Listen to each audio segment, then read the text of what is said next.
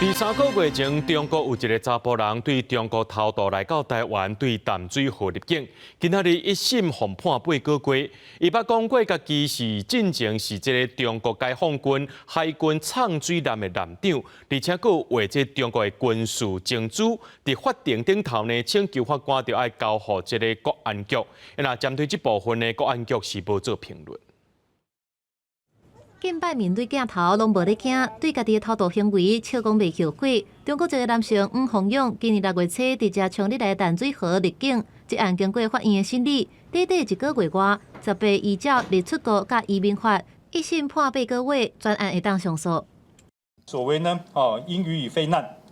那但是呢，念及被告犯后始终坦诚犯行的态度等一切情状，那合议庭判处被告以及徒刑8个月。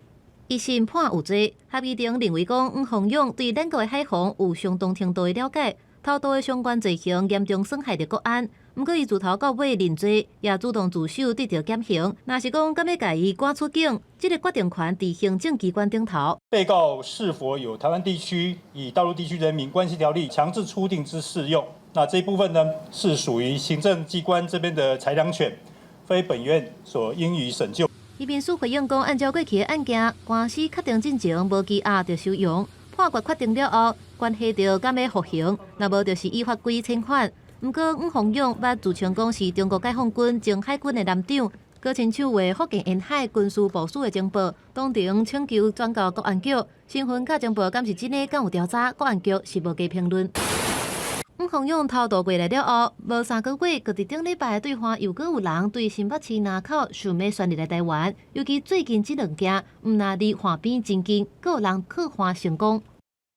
也不排除了哈，中共的军方似乎是在做对于台湾的海防，尤其是淡水这个部分，在做不断的在测试。后面这些特工人员都放置在那个中共的潜舰里面。到今年9月10号，官方查到偷渡已经有5件5人，不过海防一直出现空碰，是要安怎强化甲防中国？学者表示，必须要详细查背后来台湾的动机，按照个案来探究，安怎顺利接近岸边。过程当中，敢有人接应，中共敢有斗骹手，建议强化科技设备来补足人力不足的困境。记者综合报道。